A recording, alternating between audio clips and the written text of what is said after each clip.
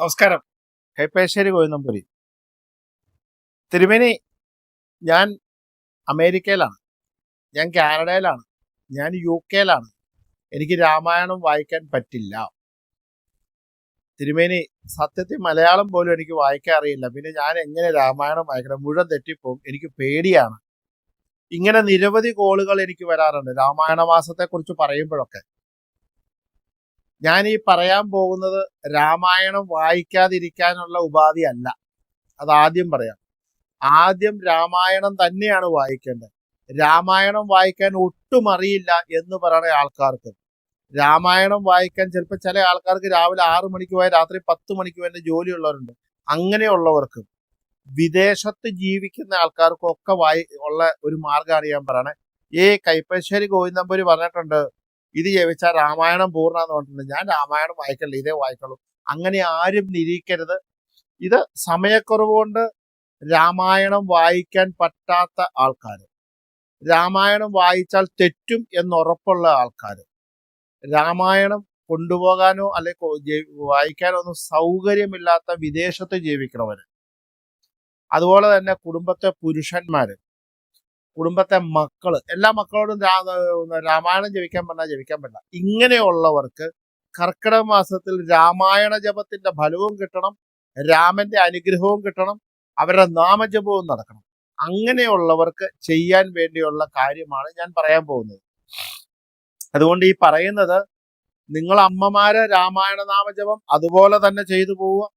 രാമായണം എങ്ങനെയാണോ പാരായണം പറഞ്ഞേക്കണം അതിനകത്തൊന്നും ഒരു വ്യത്യാസം വരുത്താൻ പാടില്ല.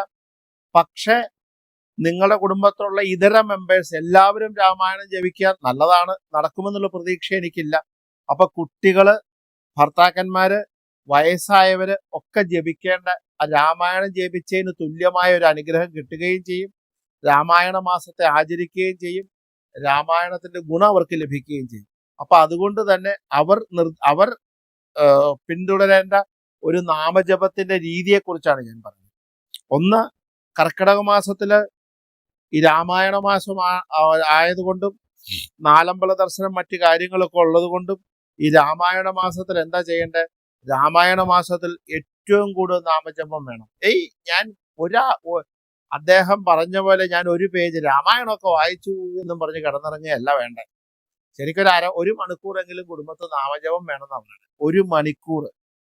അപ്പൊ ഈ ഒരു പേജ് വായിച്ചിട്ട് ഇത് മടക്കി ഓരോ കടലാസ് ഓരോ ഓലക്കീറും വെച്ചിട്ട് ജയ ജയ രാവണ എന്ന് പറയുന്ന അവസ്ഥ ആവരുത്. അപ്പൊ നാമജപം വേണം. ഈ 1 മാസം കൊണ്ട് നാമജപത്തിലൂടെ, ഈ 1 മാസം കൊണ്ട് പ്രാർത്ഥനയിലൂടെ, 1 മാസം കൊണ്ട് ക്ഷേത്ര ദർശനത്തിലൂടെ നമ്മൾ പൂർണ്ണമായി ശുദ്ധീകരിക്കപ്പെടുന്നു. നമ്മുടെ കുടുംബം ശുദ്ധീകരിക്കപ്പെടുന്നു. നമ്മുടെ പരമ്പര ശുദ്ധീകരിക്കപ്പെടുന്നു. അതിനുള്ള ഒരുക്കങ്ങളാണ് കർക്കിടക മാസം. അപ്പൊ ആ കർക്കിടക മാസത്തിന്റെ ഒരുക്കത്തിലേക്ക് വേണ്ടിയിട്ടാണ് നമ്മൾ ഇതൊക്കെ ചെയ്യുന്നത്. അതുകൊണ്ട് ആദ്യം ചെയ്യേണ്ടത് എന്താണെന്ന് വെച്ചിട്ടുണ്ടെങ്കിൽ, ആദ്യം നമ്മൾ ചെയ്യേണ്ടത് എന്താ പറയണേ, ഈ രാമായണ മാസത്തിലെ രാമായണ ജപമാണ്. ഇനി ആ രാമായണ പാരായണാണ്. ഇനി അത് പറ്റില്ലെങ്കിലോ, അത് പറ്റാത്തവർക്കുള്ള ഏക ശ്ലോകമുണ്ട്, രാമായണത്തിന്റെ ഏക ശ്ലോകം. അത് ഞാൻ പറഞ്ഞു തരാം. അത് നിങ്ങൾക്കൊക്കെ അറിയാം, എല്ലാവർക്കും അറിയാം. അത് ജപിക്കുക.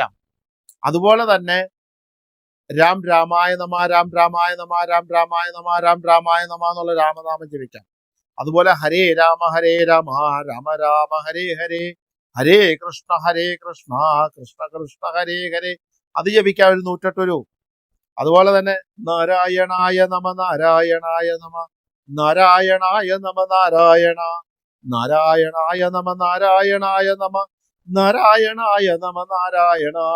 അങ്ങനെ നാരായണ നാമം ജപിക്കാൻ ധാരാളം. കുറേ നേരം, ഒരു അരമണിക്കൂർ അല്ലെങ്കിൽ 25 മിനിറ്റ് ഒക്കെ നാമം ജപിക്കുക. ഈ നാരായണ നാമം ജപിക്കാം. അപ്പൊ നാരായണ നാമജപം കൊണ്ടും ശ്രീരാമനാമജപം കൊണ്ടും ഏകശ്ലോക രാമനാമജപം കൊണ്ടും മറ്റു കുടുംബത്തിലുള്ളവരും നാമജപത്തിൽ പങ്കാളികളാവണം.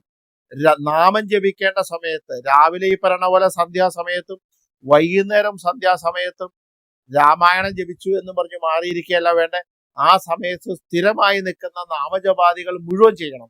അതിന് ഏറ്റവും പ്രാധാന്യം ശ്രീരാമനാമജപത്തിനും വൈഷ്ണവ നാമജപത്തിനും കൊടുക്കുക. വൈഷ്ണവ നാമജപം എന്ന് പറഞ്ഞാൽ ഇതുപോലെ നാരായണനാമോ ഹരേ രാമൻ അങ്ങനെ ജപിക്കുന്ന നാമജപങ്ങൾ, അതിന് സാധാരണഗതിക്ക് നിങ്ങൾ ഒരു 20 മിനിറ്റ് ആണ് ജപിക്കണമെങ്കിൽ ഒരമണിക്കൂറെങ്കിലും കർക്കിടക മാസത്തിൽ ജപിക്കണം കൂടുതലായിട്ട്. അങ്ങനെ കർക്കിടകത്തിൽ ജപിച്ച് അവിടെ അതിൻ്റെതായി നിൽക്കുന്ന പുണ്യം നമ്മൾക്ക് കൊണ്ടുവരണം. അതിലേക്ക് വേണ്ടിയിട്ട് നിർബന്ധമായ കർക്കിടകത്തിലെ നാമജപം എത്രമാത്രം വർദ്ധിപ്പിക്കാവോ അത്രയും വർദ്ധിപ്പിക്കണം. അതിന് ശ്രീരാമന് പ്രാധാന്യം കൊടുത്തു വേണം, ഗുരുവായൂരപ്പന് പ്രാധാന്യം കൊടുത്തു വേണം, മഹാവിഷ്ണുവിന് പ്രാധാന്യം കൊടുത്തു വേണം, വൈഷ്ണവനാമങ്ങളാൽ മുഖരിതമാകണം. ഞാൻ ഏറ്റവും ആദ്യം തന്നെ പറഞ്ഞു, ഭഗവാന്റെ അനുഗ്രഹം കൊണ്ട് വൈകുണ്ഠമാകുന്ന ഒരു ശ്രീകോവിലാണ് നമ്മുടെ കുടുംബം. വൈകുണ്ഠത്തിൽ ഇരിക്കണം ഭഗവാനും ശ്രീലക്ഷ്മിക്കും കേൾക്കേണ്ടത് ഭഗവത് നാമങ്ങളാണ്. അപ്പൊ ആ ഭഗവത് നാമങ്ങൾ രാവിലെയും വൈകുന്നേരമുള്ള സന്ധ്യാനാമങ്ങളിൽ ജപിച്ച് നമ്മുടെ വൈകുണ്ഠത്തിന് ശക്തി കൊടുക്കുക. അതിന്റെ കൂടെ തന്നെയാണ് രാമായണ പാരായണം. അപ്പം അകലെയുള്ളവർക്ക് അല്ലെങ്കിൽ രാമായണം വായിക്കാൻ അറിയാത്തവർക്ക് ഞാൻ ഏക ശ്ലോക രാമായണം പറഞ്ഞു തരാം.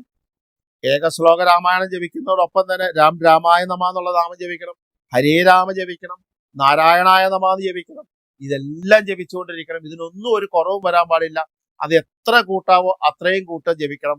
അതുപോലെ രാമഗായത്രി ജപിക്കാം. രാമഗായത്രി ഞാൻ പറഞ്ഞുതരാം, ഏക ശ്ലോക രാമായണവും പറഞ്ഞുതരാം, എഴുതി കാണിക്കാം. അത് എഴുതിയെടുത്തോളൂ അറിയാത്തവര്. പക്ഷെ ഇത് ജപിക്കാത്ത ഒരു വ്യക്തികളും നമ്മുടെ കുടുംബത്തുണ്ടാകില്ല എന്നൊരു ഉറപ്പ് നിങ്ങൾ നിങ്ങളുടെ മനസ്സിനോട് മേടിക്കുക. എന്റെ കുടുംബത്ത് രാമനാമം ജപിക്കാത്ത ഒരാളുണ്ടാവില്ല, എന്റെ കുടുംബത്തെ ഏകശ്ലോക രാമായണം ജപിക്കാത്ത ഒരാളില്ല എന്ന് പറഞ്ഞാൽ കുടുംബത്തുള്ള എല്ലാവരും രാമായണവുമായി ബന്ധപ്പെട്ട ഒരു മാസമാണ് നമുക്ക് വേണ്ടത്. എല്ലാവരും രാമായണവുമായി ബന്ധപ്പെട്ട നമ്മള് കുടുംബനാഥ രാമായണ പാരായണവും ബാക്കിയുള്ള ഒരു ഏകശ്ലോക രാമായണവും നിർബന്ധമായി ജപിക്കുക. അപ്പൊ എല്ലാവർക്കും ഈ രാമായണവുമായി ബന്ധപ്പെട്ട ഒരു മാസം, രാമായണവുമായി പുണ്യത്തിലേക്ക് ഒരു മാസം, രാമായണവുമായി ബന്ധപ്പെട്ട് നന്മയിലേക്ക് ഒരു മാസം, രാമായണവുമായി ബന്ധപ്പെട്ട ഐശ്വര്യത്തിലേക്ക് ഒരു മാസം, രാമായണവുമായി ബന്ധപ്പെട്ട് പരമ്പരയുടെ നന്മയ്ക്ക് ഒരു മാസം, രാമായണവുമായി ബന്ധപ്പെട്ട് ശ്രീലക്ഷ്മിയുടെ അനുഗ്രഹം കൊണ്ട് സമ്പൽ സമൃദ്ധമായ ജീവിതത്തിന് ഒരു മാസം നമ്മൾ ഉണ്ടാക്കിയെടുക്കുകയാണ്. അപ്പൊ എല്ലാവരും അതായിട്ട് ബന്ധപ്പെടണം. അതുകൊണ്ട് കർക്കിടകത്തിലെ നാമജപാദികൾക്ക് ശക്തി വർദ്ധിക്കുന്നതാണ്. കർക്കിടകത്തിലെ നാമജപം അതിഗംഭീരമാക്കേണ്ടതാണ്. കർക്കിടകത്തിലെ നാമജപം ഏറ്റവും കേമത്വത്തിലേക്ക് കൊണ്ടുവരേണ്ടതാണ്. അപ്പൊ കർക്കിടക നാമജപത്തിന് എല്ലാ തയ്യാറെടുപ്പുകളും രാമായണ പാരായണം പോലെ തന്നെ നടത്തണം. ഏക ശ്ലോക രാമായണം എഴുതി കാണിക്കാം, ഒന്ന് നോക്കിയെടുത്തോളൂ. അതിന്റെ സ്ക്രീൻഷോട്ടൊക്കെ എടുത്തു വെച്ച് ജപിച്ചോളൂ. പൂർവം രാമതപോവനാദിഗമനം ഹത്വാ മൃഗം കാഞ്ചനം വൈദേഹീഹരണം ജടായുമരണം സുഗ്രീവ സംഭാഷണം ബാലീ നിഗ്രഹണം സമുദ്രതരണം ലങ്കാപുരീദാഹനം പാശ്ചാത് രാവണ കുംഭകർണ നിധനം സമ്പൂർണ്ണ രാമായണം. ആ പറയുന്ന ഏകശ്ലോക രാമായണമാണ്. അതിന്റെ കൂടെ തന്നെ നിങ്ങൾക്ക് ഒന്നുകൂടി ചെയ്യാം. ദശരഥായ വിദ്മഹേ സീതാവല്ലഭായ ധീമഹി തന്നോ രാമ പ്രചോദയാൽ. ദശരഥായ വിദ്മഹേ സീതാവല്ലഭായ ധീമഹി തന്നോ രാമ പ്രചോദയാൽ. അത് രാമഗായത്രിയാണ്. ഈ രണ്ട് നാമങ്ങളും ഈ ഏകശ്ലോക രാമായണം എന്ന് പറയുന്നത് ഒരാവർത്തിയോ രണ്ടാവർത്തിയോ മൂന്നാവർത്തിയോ വായിക്കാം. ഈ ഗായത്രി എന്ന് പറയുന്നത് ഒരു 12 ആവർത്തി വായിക്കാം. രാമായ നമ നാരായണ നാമ ഇഷ്ടം പോലെ ജപിക്കാം. എന്തായാലും ഒന്നുറപ്പിക്കുക, നമ്മുടെ കുടുംബത്തില് ഒരാള് രാമായണം തൊടാതെ ഒരു ദിവസം, രാമഭജന ഇല്ലാതെ ഒരു ദിവസം മുന്നോട്ട് പോകില്ല. 30 ദിവസവും നമ്മുടെ കുടുംബത്തിൽ 5 പേരുണ്ടെങ്കിലും ശ്രീരാമനുമായി ചേർന്നേ പോകുള്ളൂ എന്ന് നമ്മൾ നമ്മുടെ മനസ്സിനോട് സത്യം ചെയ്ത് ഒരു വർഷത്തേക്കുള്ള പൂർണ്ണ പുണ്യത്തെ സ്വീകരിച്ച് ഒരു വർഷത്തെ പുണ്യം കൊണ്ട് ജീവിതാവസാനമുള്ള സമ്പൽ സമൃദ്ധമായ ജീവിതത്തെ കാംക്ഷിക്കാൻ വേണ്ടി നമ്മൾ തയ്യാറെടുക്കുന്നു. നാമജപമാണ് സർവ്വ പാപ പരിഹാരം. നാമജപമാണ് സർവ്വ ഐശ്വര്യത്തിന് കാരകത്വം. നാമജപമാണ് സർവ്വ ലക്ഷ്യങ്ങളുടെ പൂർത്തീകരണം. ഉന്നത വിജയത്തിന് നാമജപം തന്നെയാണ്. നാമം ജപിച്ചു മാത്രമേ രക്ഷപ്പെടാൻ പറ്റൂ. നമസ്കാരം. ഗോവിന്ദൻ.